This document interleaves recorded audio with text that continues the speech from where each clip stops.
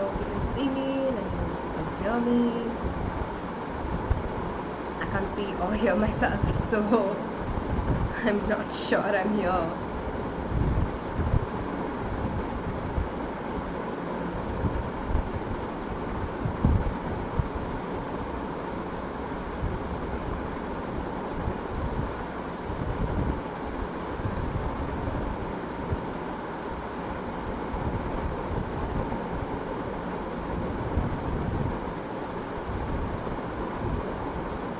Yep, I think I'm here. Hello, I'm Shree. I'm your English educator for grades 11 and 12. I've been here for a while now. We've done almost all of our grade 11 portions. We're a good chunk into our grade 12 portions. Hello Himanshi, nice to see you.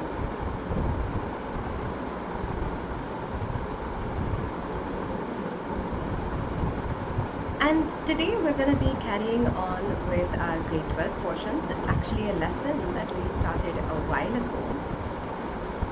It's deep water and we're going to be doing the second part of it.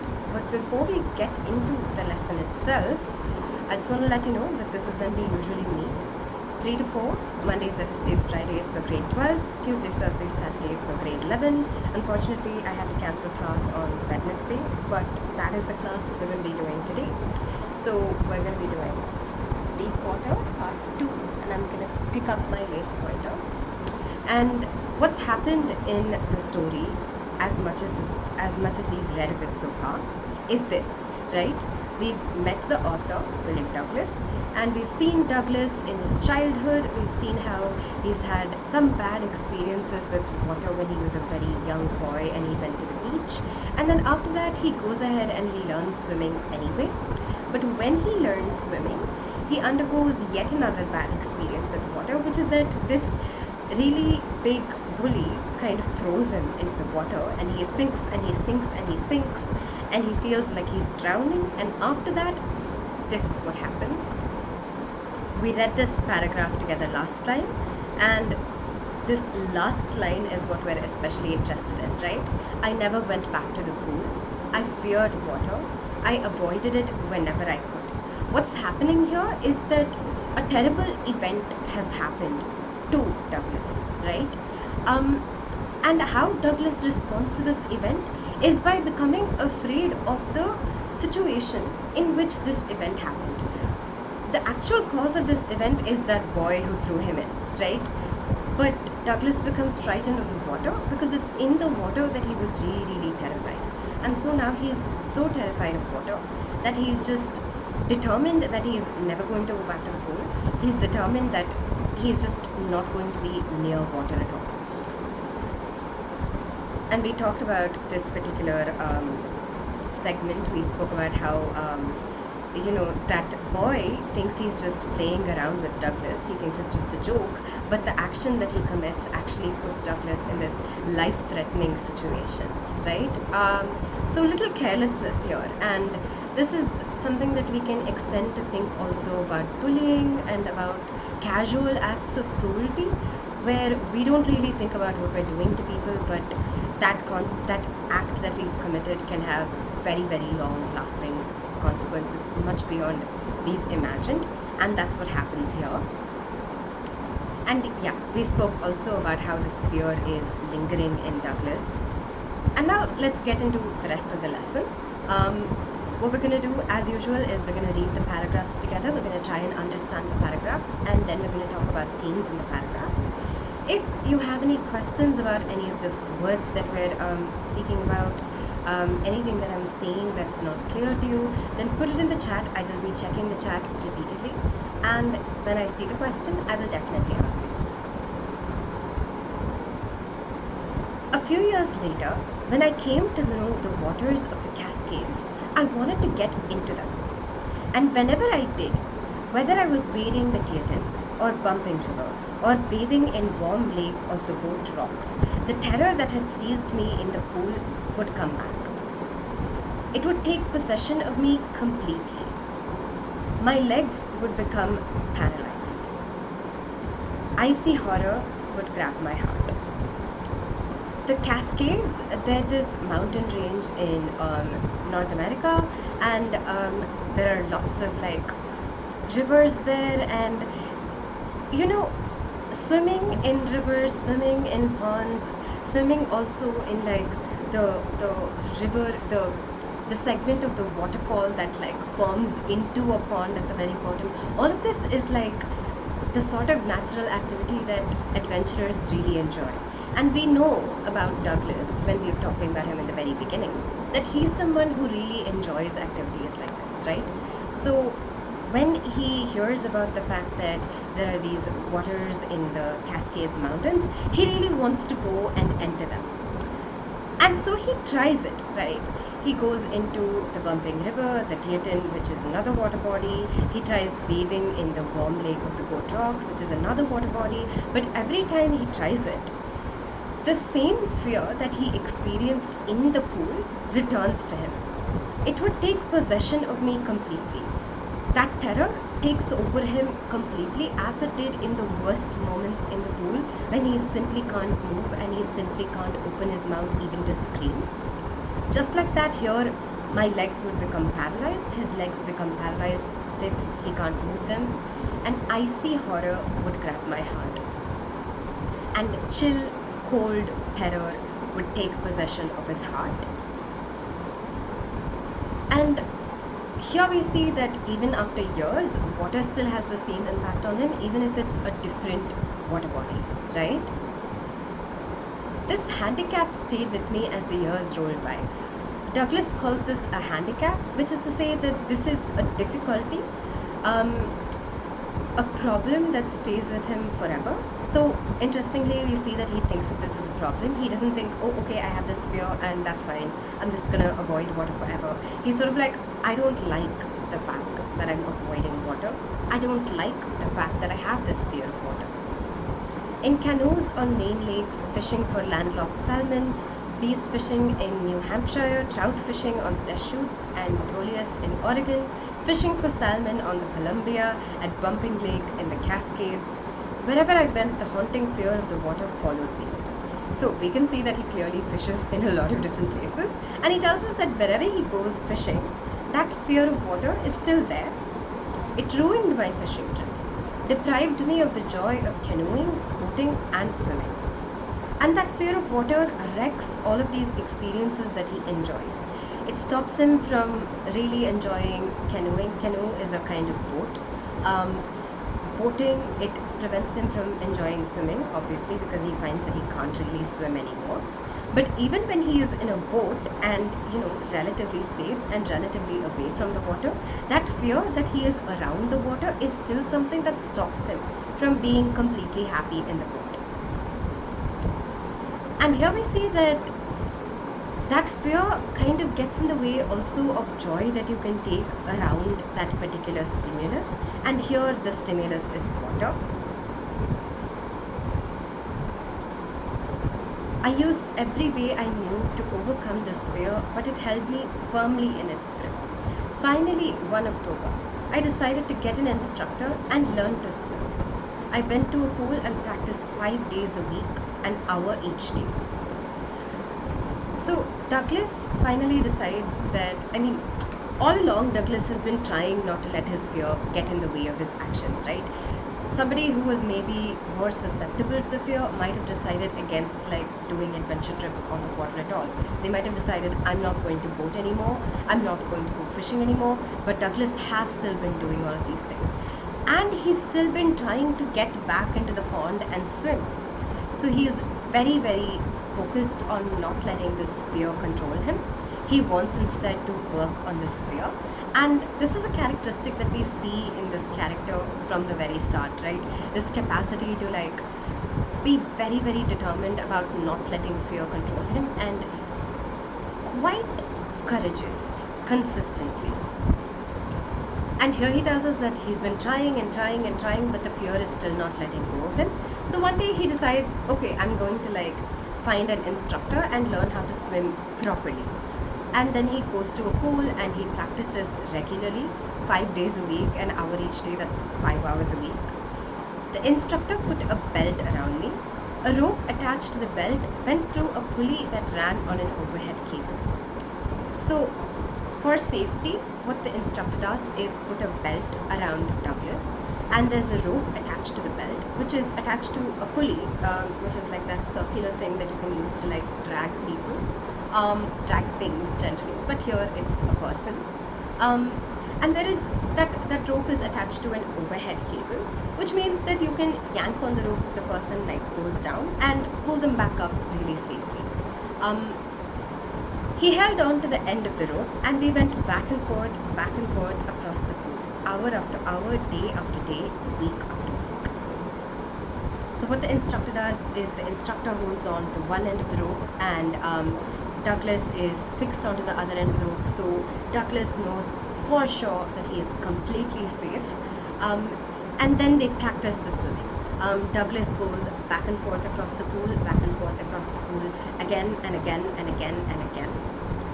So this is a very repetitive action that's going on. And let's talk about what's happening here mentally for Douglas when we discuss the themes. On each trip across the pool, a bit of the panic seized him. Each time that Douglas goes across the pool, some of that fear that's always in him takes control of him again. Each time the instructor relaxed his hold on the rope and I went under, some of the old terror returned and my legs froze. Every time the instructor stops, so when the instructor is holding onto the rope, what happens is Douglas is at the very top of the rope, right? And when the instructor lets go of the rope a bit, Douglas has to depend completely only on himself in order to stay afloat. And so he goes a little bit under, because you can't stay entirely at the top unless somebody is holding you in place. Part of your body will be underwater, right? And Douglas feels some of that fear again every time that happens.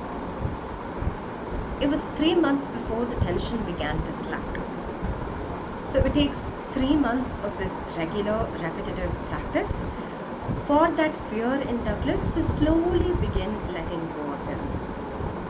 Then he taught me to put my face underwater and exhale, and to raise my nose and inhale. And we know that in that moment in the pool, Douglas really struggled to breathe, right? He was swallowing water. And so what the instructor does next is teach Douglas how to put his face under the water and exhale, to put his face above the water, inhale. So he's teaching him how to survive in the water and how breathing can still work a little bit underwater. And this is sort of reassurance that being in the water won't necessarily mean drowning by lack of oxygen for Douglas, right? I repeated the exercise hundreds of times.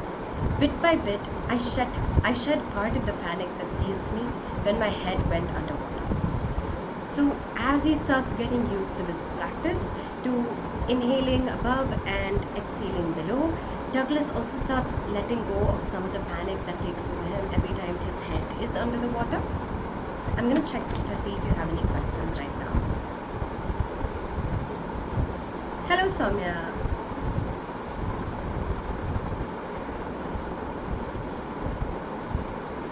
Nice to have you here today. We're doing the second part of deep water, and we are talking about this paragraph, and I'm going to get right back to it after I drink some water.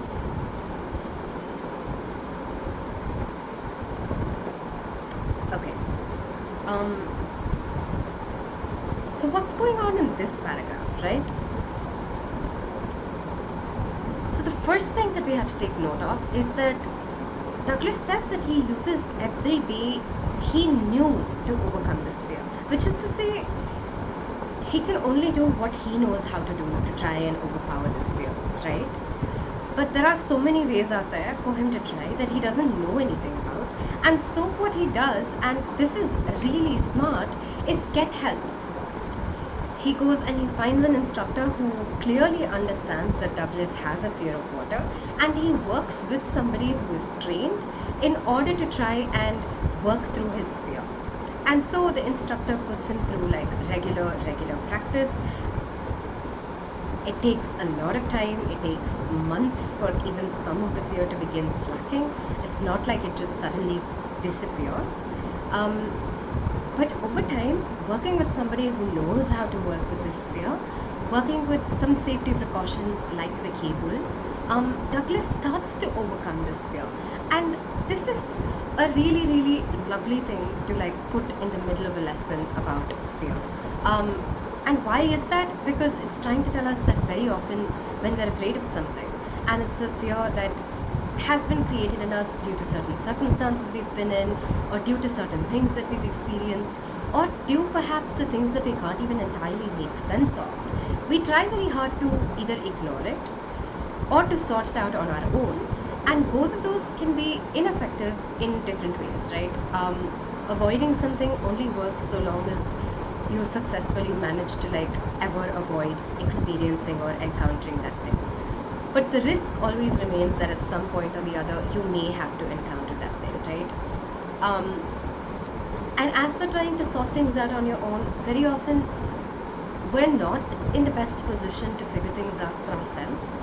And recognizing that and trying to get help and ask somebody else who is trained in helping you to help you is such a fabulous way of working through something. And what's also interesting here is that there is a real emphasis on the repeatedness of that practice, right? And the extent of time that it takes Douglas to get through this fear even a little bit. And both of that also tells us that very often we expect immediate solutions when we're afraid of something or when there's some sort of problem that we're facing. But that's a very unfair expectation to place on ourselves. And honestly, all of us need a lot of time, a lot of practice, and a lot of patience to try to work through problems that we have. And both of those are great takeaways from this lesson. And we'll talk about this again when we get to the very end and we talk about overarching themes in this chapter. Next, he held me at the side of the pool and had me kick with my legs. For weeks, I did just that. At first, my legs refused to work, but they gradually relaxed and finally I could command them. So the third thing that the instructor does is he holds Douglas at the side of the pool and he makes Douglas kick with his legs. So he's holding Douglas, which means Douglas isn't sinking. Again, he's safe. And his legs have to move. And why is this important? Because we know that Douglas, his legs feel very paralyzed in the water, right? So here he's practicing kicking in the water and he's doing that for weeks and weeks and weeks. And again, in the beginning, his legs aren't working, but slowly they start working, they start relaxing, and eventually he finds that he can kick them. Thus, piece by piece, he built a swimmer. And when he had perfected each piece, he put them together into an integrated whole. So what we're seeing in these two paragraphs that we've read so far is that the instructor is teaching Douglas how to swim bit by bit. And when Douglas is completely good at doing one part of it, he makes Douglas move to the next part of it and become completely good at doing that. And together, eventually, all of those things put together turn Douglas into a good swimmer. In April, he said, "Now you can swim. Dive off and swim the length of the pool. Crawl stroke." So we started in October and it's all the way in April of the next year. It's taken that long for Douglas to learn how to swim, and remember, he is working every day, an hour every day. And after all of these months, the instructor has been observing Douglas and says, "Okay, finally you are ready to swim. Kick off from like the side of the pool, dive into it and swim the entire length of the pool now." I did. The instructor was finished. And Douglas successfully does it, and the instructor's work is done. Again, this emphasizes that change happens very slowly and part by part. So again, a takeaway that we could get from this is that when we're working on big problems, a good way to do it is to break it up into pieces and try to see what we can do with like the small pieces and then keep going, right? It's not possible necessarily to address the entire thing immediately at one go. And it's not necessary also to try to address the whole thing at one go. When Douglas, for instance, just tried going right into the water and swimming, it's not something that worked for him. Instead, going step by step like this is something that worked for him. But I was not finished. So the instructor is finished teaching Douglas how to swim, but Douglas feels like he is not completely done learning how to move past this fear. I still wondered if I would be terror-stricken when I was alone in the pool. He's worried that if he's alone and the instructor isn't around, he's going to be really afraid still. And this is a sensible fear, right? All this time the instructor's been there, somebody's been watching him, so he knows that if something happens to him, somebody could still pull him out. And so he's like, what about alone? Can I do that? I tried it. And because he is very determined, he goes ahead and he tries that too. I swam the length up and down. Tiny vestiges of the old terror would return. Vestiges, corners, very small bits of the old fear. He tries it, he tries swimming alone, and he finds that that fear comes back a little bit. But now I could frown and say to that terror, trying to scare me, eh? Well, here's to you. Look!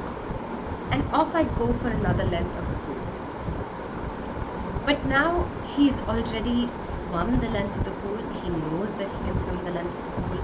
He knows that he's worked past that fear, at least insofar as he can now move in the pool and move competently in the pool. So he can respond to his fear and say, ha, you're trying to scare me, but you can't. Look, I'll prove to you that I can do this. And then he'll go for another length of the pool. And this is a very... You know, there are two things that are interesting here about this character. One is that he goes ahead and he keeps pushing himself, right? He keeps testing himself to see if he's really past the fear, if he's really worked through all of it.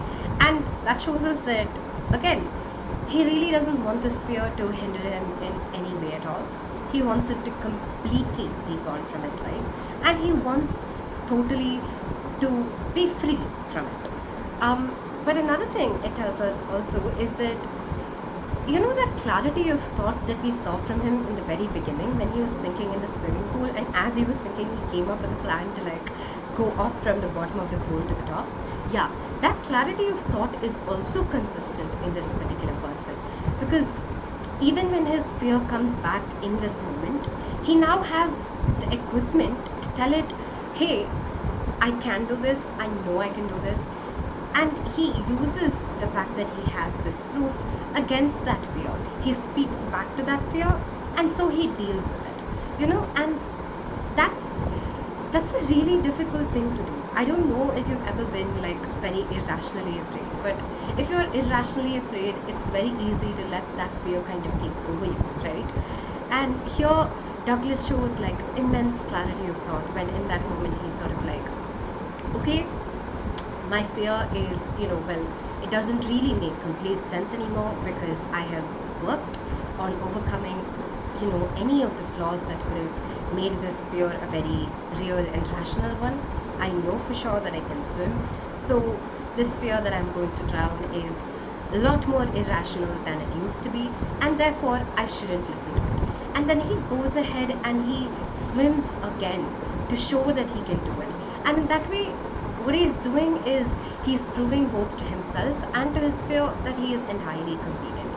And that also serves to reduce the realness of the fear. So it's a very effective tactic. I'm checking to see if you all have any questions.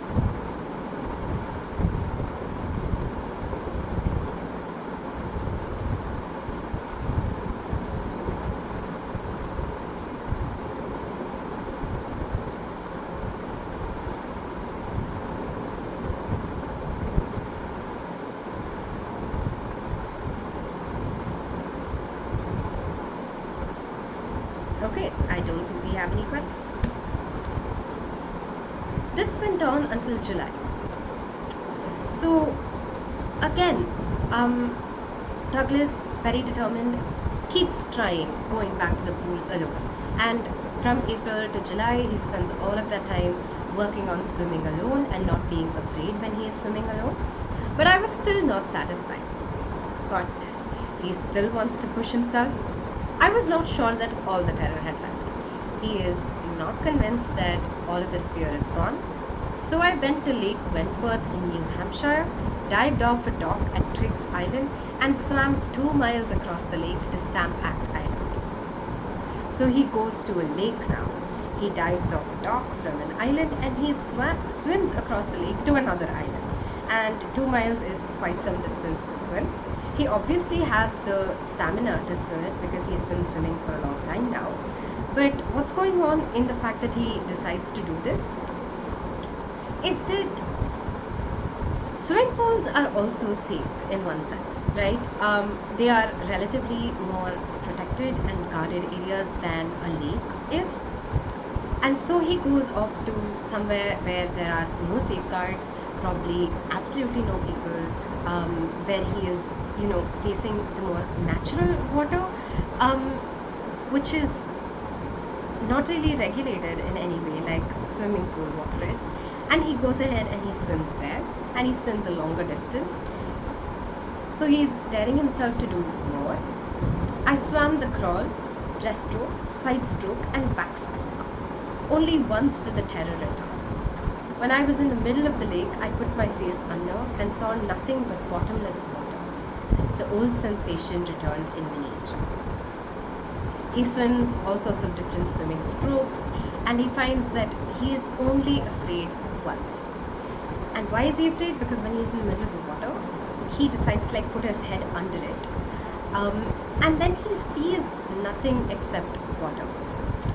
And bottomless water, which is to say that the depth of a lake is also a lot more than the depth of a swimming pool can be. So again, the fear of drowning is a lot more serious in a lake than in a swimming pool, right?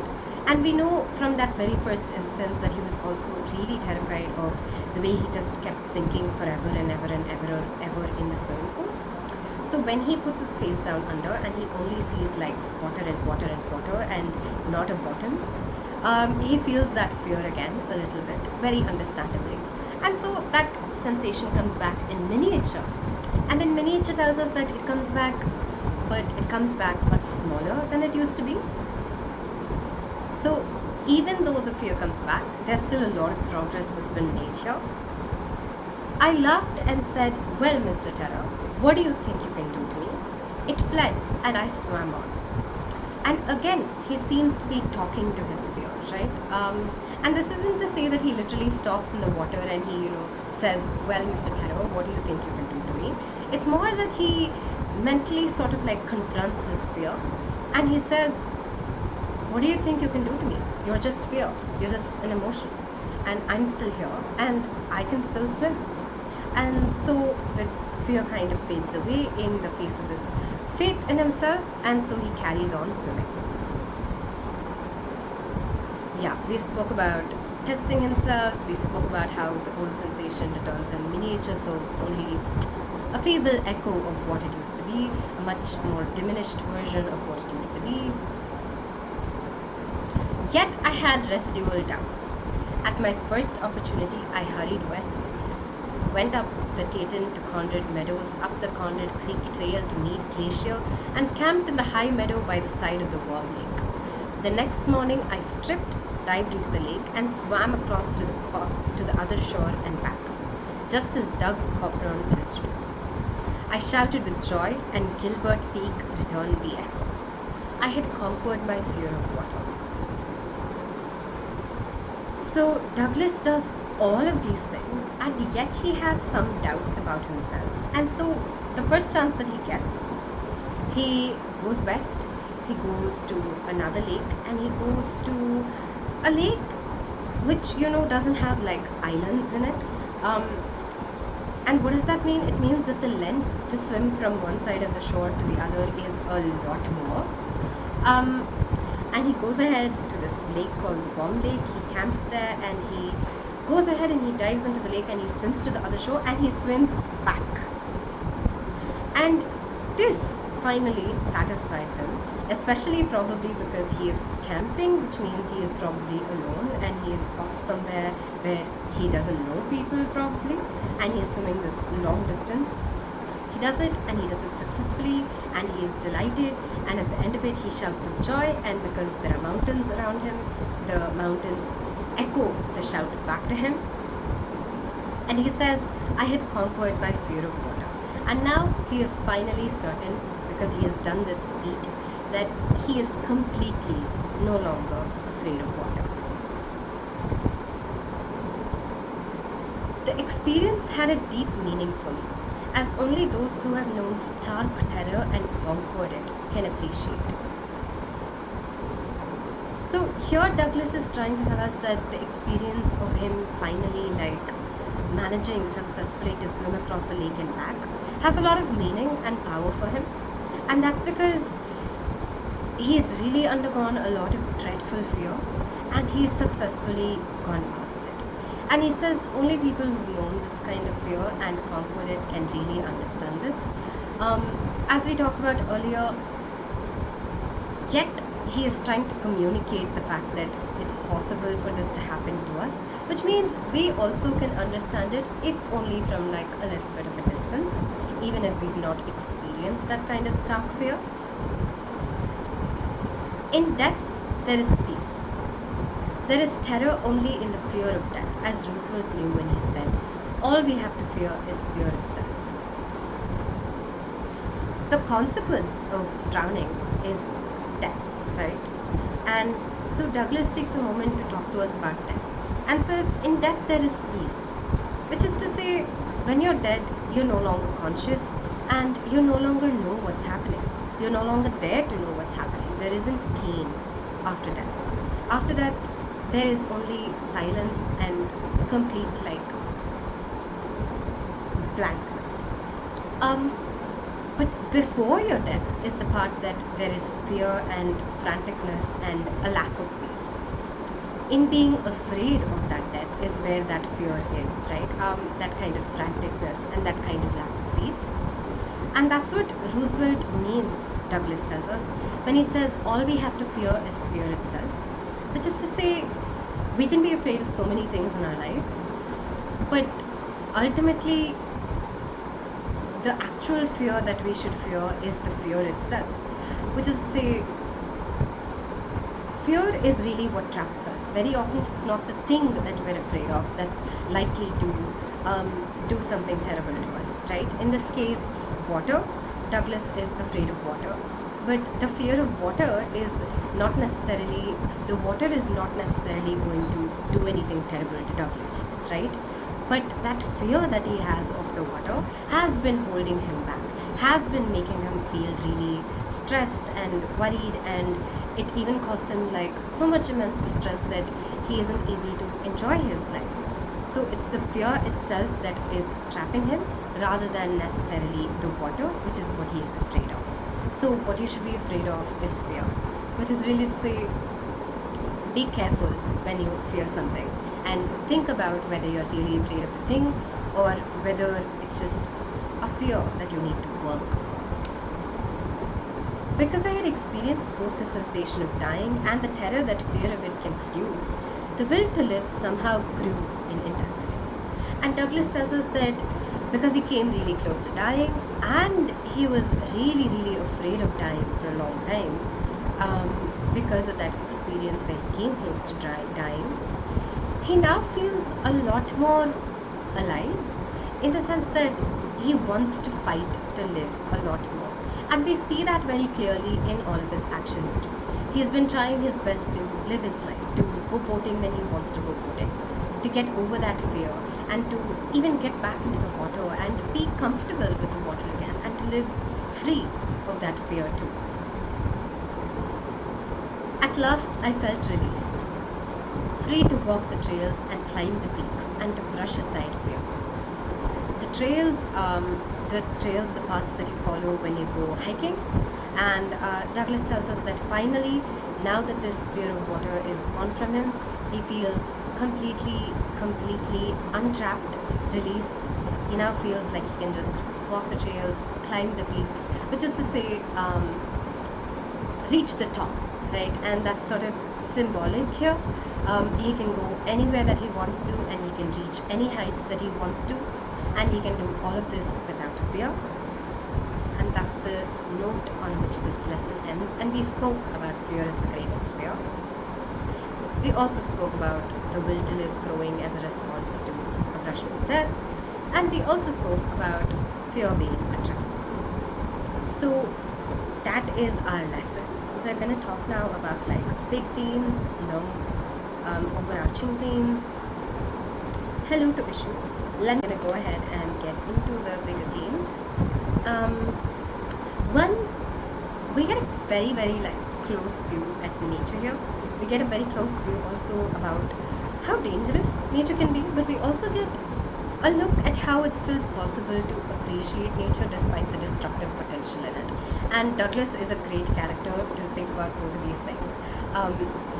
He clearly wants to become friends with the water again, even though he's had this terrifying experience in it, which is very interesting.